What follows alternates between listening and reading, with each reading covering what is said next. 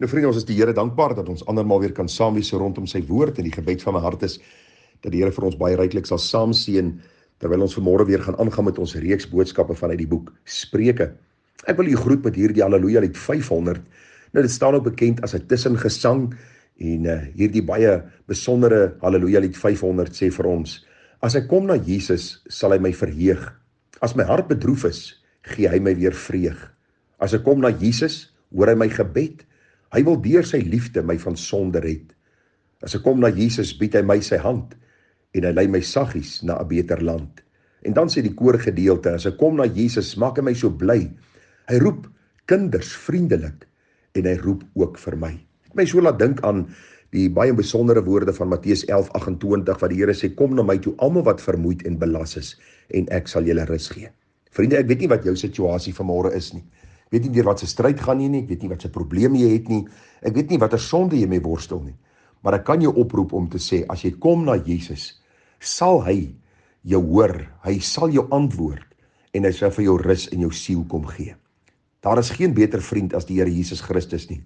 Daarom nooi die woord van die Here vir ons, dat ons na hom sal kom, en dat ons ook sal weet, dat hy vir ons sal antwoord. Hy sal vir ons hoor, en hy sal vir ons uitkoms gee, sodat ons hom kan verheerlik. Ja, wonderlik om te weet dat hierdie Here Jesus van die Bybel, sê die Bybel vir ons baie duidelik, is een wat bekend is met ons stryd. Hy is bekend met ons smarte, hy is bekend met ons angste. En daarom kan hy vir ons 'n ewige hoëpriester wees. Mag u ook vanmôre u toevlug na die Here neem. Nou vriende, ons gaan vanmôre 'n bietjie kyk na Spreuke 10 vers 27 en 28. Daar staan: die vrees van die Here vermeerder die dae, maar die jare van die goddelose word verkort. Die verwagting van die regverdiges is vreugde, maar die hoop van die goddelose vergaan. Nou, voor ons by die verklaring van hierdie twee verse kom, moet ons net vir ons self herinner aan wat al reeds gesê was. Jy sal onthou dat ek vir u gesê het, dat die boek Spreuke gee nie vir ons goddelike waarborge nie. Maar vriende, dit is eerder sterk beginsels wat neergelê word, ten einde te leef tot eer van die Here. Jy sal onthou ek het vir u gesê, 'n spreek of die Spreuke, dis elke vers in die boek Spreuke wat vir ons gegee word, is kortbondige gedagtes, wat ons soms waarsku, ander tye aanspoor, ander tye oproep tot 'n wyse lewe, waar ons God kan verheerlik en voor mense kan lewe, as wyses in hierdie krom en verdraaide geslag, in hierdie geslag waar wysheid eintlik heeltemal by die agterdeur uit verdwyn het. Dit is belangrik om te sien, vriende, dat kennis en wysheid verskil van mekaar. Wysheid is wanneer ons kennis toepas en lewe as wyse mense in hierdie wêreld, wat met soveel boosheid en soveel sondes omgaan, en die sondes in hulle lewens akkommodeer, en nie meer weet wat die woord vir ons sê, en leef soos God van ons vra nie. Waarom moet ons leef soos die Here van ons vra? Want die Bybel sê vir ons, hy is ons skepper, en hy gaan eendag van ons rekenskap eis. Daarom sê die Bybel vir ons dat die beginsel van die wysheid is die vrees vir die Here. Nou hierdie twee verse van vanmôre gee vir ons hierdie beginsel, dat die vrees van die Here vermeerder die dae, maar die jare van die goddelose word verkort. Die verwagting van die regverdiges is vreugde, maar die hoop van die goddelose vergaan. Nou kom baie mense en hulle sê, luister, daar staan dit, dat die Here sê, as ek hom vrees, sal ek baie oud word. Ek sal baie jare op aarde lewe, en as ek hom nie vrees nie, gaan ek vroegtydig sterwe. En die vraag is dit so? Ek wil vir u weer sê, dat die boek Spreuke nie goddelike waarborge vir ons gee nie. Ons dink maar aan die Bybel, daar in Handelinge 7 van die diaken Stefanus wat gekies was, 'n jong man wat gekies was om dan ook diens te doen in die kerk. En die Bybel sê vir ons dat hy as jong man gesterf het as 'n martelaar, omdat hy die evangelie kragtadig verkondig het. Ek lees in die geskiedenis van Robert Murray McKay, hy was 'n Skotse predikant en 'n toegewyde man van die Here, en op 29-jarige ouderdom het hy gesterwe. So is die Bybel besig om vir ons leuns te vertel, of wat moet ons maak van hierdie verse en hoe kan ons dit verstaan? En ag vriende, ek dink die verklaring is redelik eenvoudig, want vers 28 sê, die verwagting van die regverdiges is vreugde, maar die hoop van die goddelose vergaan. Elke kind van die Here weet dat ons lewensdae deur die Here vir ons afgemeet is. Ons gaan nie 'n dag langer leef of korter as wat die Here bepaal en beskik het nie.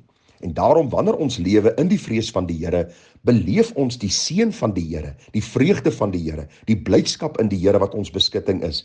En ons lewe hierdie lewensdae, en oor die algemeen lewe kinders van die Here 'n redelike lang en vol lewe. En jy moet hoor wat ek sê. Ek maak dit nie 'n beginsel om te sê elke kind van die Here gaan oud word nie. Daar is tye waar vervolging in lande uitbreek en jonk en oud sterwe weens die vervolging. Daar's tye waar daar pestsiektes uitbreek.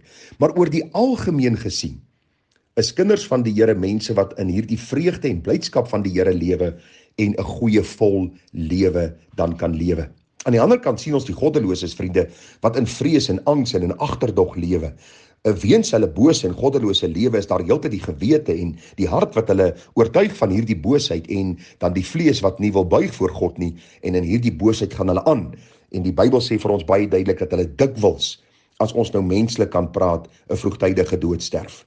Dink aan hulle wat hulle vergryp aan drank en in ongelukke sterwe aan hierdie siektes wat hulle kry weens seksuele sondes en allerhande boosheid. Ek het so 'n bietjie statistiek gelees. Hulle sê in lande waar seksuele losbandigheid hoogtyd vier, is die lewensverwagting van hierdie mense baie keer 20 jaar minder as mense oor die algemeen. En dit wys maar net vir ons dat sonde het gevolge. En dis presies wat hierdie verse vir ons wil kom leer.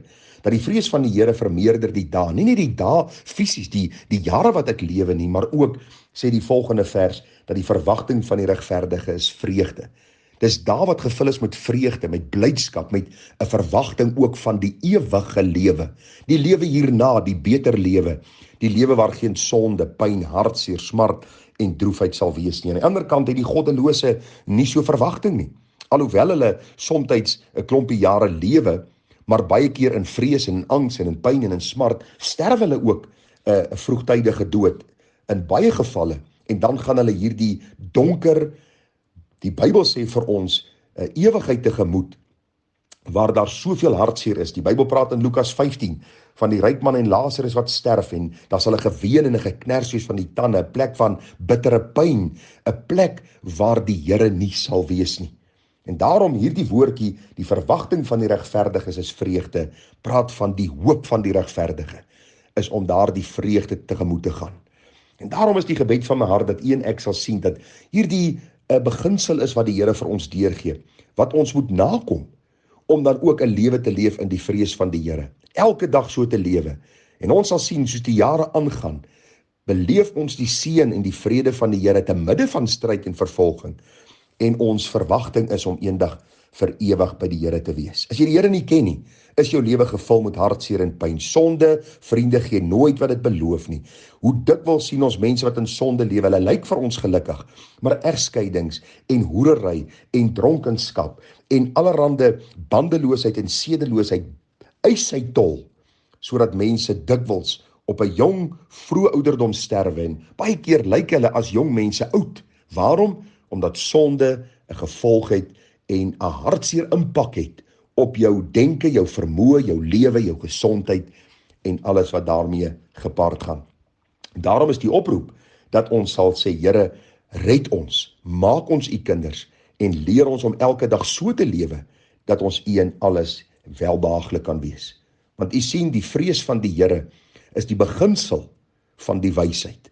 En daarom as ons hierdie wysheid toepas en ons lewe met die oë gefestig op die Here, die leidsman en volëinder van ons geloof, sal ons daar vol wees, ons verwagting sal wonderlik wees, want ons hiernamaals is vir ons verseker in die belofte van die Here Jesus, dat hy wat aan hom behoort, vriende, ook veilig in die hemelse heerlikheid sal aanbring. Mag die Here ons genade gee. Ons gaan môre stil staan by die ander paar versies en dan vir u aan ek sê hoe die Here vir ons in sy genade aansien, sy liefde ons trek en ons seën met die keer van sy seëninge. Kom ons bid net saam. Hemelvader, ons bid dat u vir ons wysheid sal gee om elke dag so te lewe, dat ons sal lewe tot u eer. Die Bybel sê ons moet ons dae so leer tel dat ons 'n wyse hart sal bekom. Skenk aan ons 'n wyse hart. En as ons u vanmôre nie ken nie, Here, mag ons toevlug na u neem, soos die Halleluja lied waarmee ons begin het sê, dat ons na Jesus sal kom, dat ons na Jesus sal vlug, want by hom is vergifnis, vreugde en vrede. Seën ons in hierdie dag, Here, en maak ons 'n seën verander tot eer van u naam. Amen.